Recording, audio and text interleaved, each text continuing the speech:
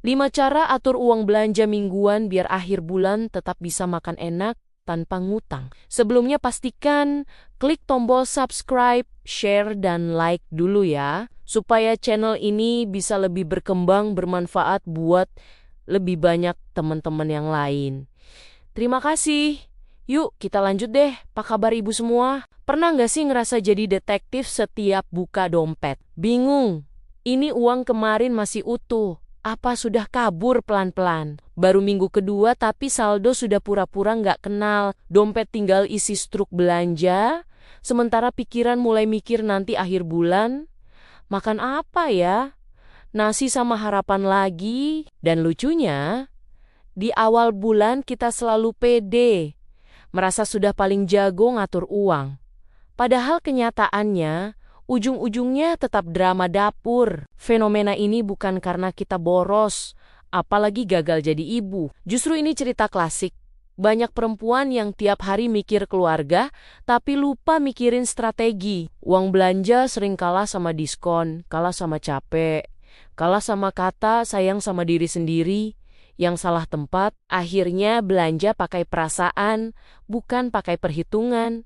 Dan ketika sadar, uangnya sudah lebih dulu pamit tanpa salam. Makanya obrolan ini penting.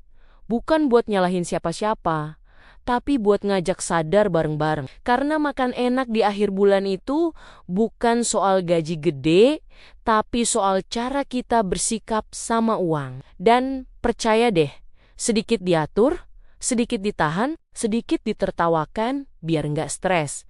Hidup rumah tangga bisa jauh lebih tenang tanpa harus kenal kata ngutang. Cara pertama itu sebenarnya kelihatan sepele, tapi dampaknya besar banget, yaitu memisahkan uang belanja sebelum uang itu sempat bikin kita lupa diri. Begitu uang belanja dipegang, rasanya tuh kayak pegang es krim di siang bolong. Kalau kelamaan pasti meleleh kemana-mana. Baru niat buat beli beras dan telur.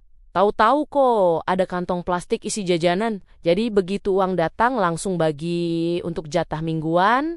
Jangan nunggu besok, jangan nunggu mood bagus. Karena menunda itu pintu masuk penyesalan kecil yang nantinya jadi drama besar di akhir bulan. Misalnya gini ya Bu, dari awal sudah niat.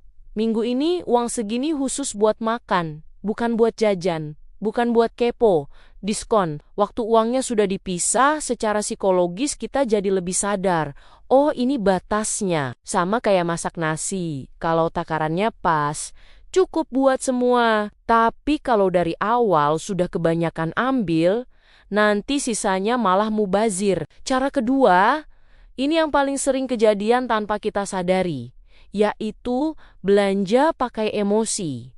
Bukan pakai rencana. Lagi capek ngurus rumah, lagi bete sama kerjaan, atau habis ribut kecil sama pasangan. Ujung-ujungnya scroll belanja online. Rasanya tuh kayak pengen bilang ke diri sendiri, gak apa-apa lah, aku juga capek.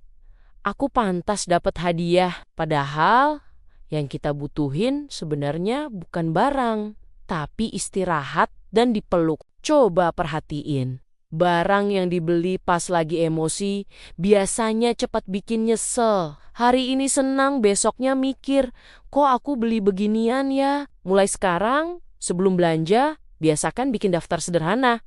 Nggak usah ribet, begitu lihat barang di luar daftar, tanya ke diri sendiri, ini butuh buat hidup atau cuma buat pelarian sesaat? Banyak kok yang akhirnya batal beli dan malah lega karena uangnya masih aman. Cara ketiga, soal makan enak, ini sering banget disalahartikan. Banyak yang mikir makan enak itu harus mahal, harus lauk spesial, harus beda tiap hari. Padahal yang bikin makan terasa nikmat itu bukan harganya, tapi rasa cukup dan suasana. Tempe goreng panas dimakan bareng sambal, nasi hangat, dan keluarga kumpul. Itu jauh lebih nikmat daripada makan mahal, tapi sambil mikir besok uang dari mana. Contoh paling nyata, daripada sekali masak daging mahal, terus besoknya cuma bisa mie instan.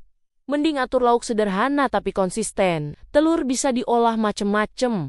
Tahu tempe itu sahabat setia dapur, sayur bening itu penyelamat perut dan dompet. Makan sederhana tapi cukup itu bukan tanda kalah, tapi tanda kita pintar bertahan. Gengsi itu nggak bisa dimakan, tapi nasi bisa bikin kenyang. Cara nomor 4, ini sering diremehkan, tapi justru penentu ketenangan, yaitu menyisakan uang darurat dari belanja mingguan.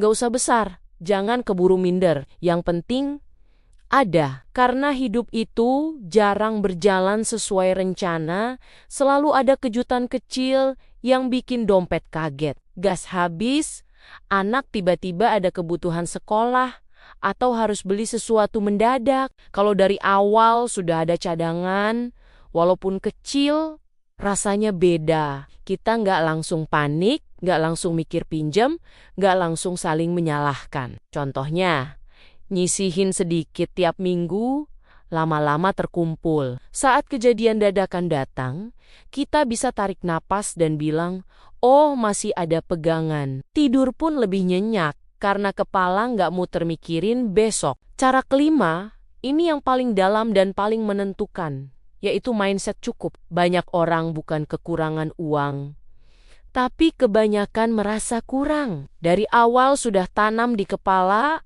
uang segini pasti nggak cukup. Akhirnya semua keputusan diambil dengan rasa takut. Belanja jadi nggak sadar, makan jadi nggak tenang, dan hati selalu was-was. Coba ganti pelan-pelan kalimat di kepala kita. Bukan ini kurang, tapi ini cukup kalau aku atur dengan benar. Kalimat sederhana tapi efeknya besar. Saat mindset cukup tertanam, kita jadi lebih bijak. Kita nggak gampang tergoda, nggak gampang iri, dan lebih fokus ke kebutuhan sendiri, bukan hidup orang lain.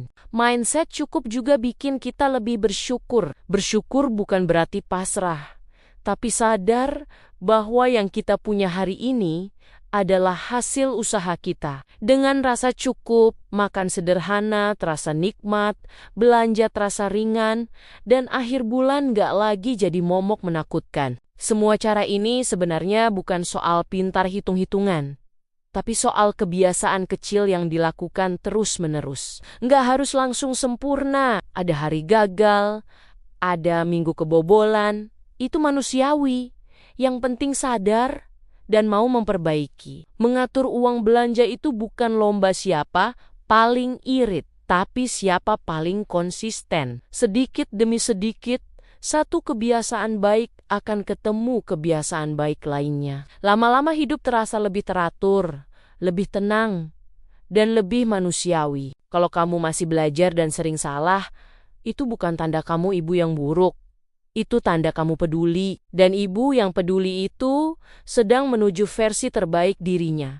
Walaupun jalannya pelan dan kadang sambil ngeluh. Ibu-ibu semua, kalau hari ini dompet masih sering ngeluh duluan sebelum kita, itu bukan tanda kita gagal, tapi tanda kita lagi belajar jadi lebih bijak. Karena nggak ada ibu yang langsung jago ngatur uang sejak lahir. Yang ada cuma ibu yang terus latihan sambil senyum, walau kadang pengen ketawa pahit. Pelan-pelan saja, nggak perlu langsung sempurna. Cukup konsisten sedikit demi sedikit. Karena hidup ini bukan lomba siapa paling iri, tapi siapa yang paling tenang menjalani. Dan lucunya, seringkali yang bikin kita kekurangan bukan karena uangnya habis, tapi karena pikiran kita keburu panik sebelum uangnya benar-benar habis. Jadi, mari berdamai dengan keadaan, masak sederhana tanpa merasa kalah, belanja secukupnya tanpa merasa pelit.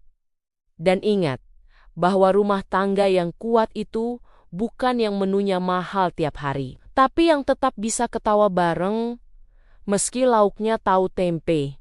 Dan itu justru tanda kita sedang menang pelan-pelan. Demikian, terima kasih sudah mendengarkan cerita ini. Sampai ketemu lagi di cerita-cerita berikutnya.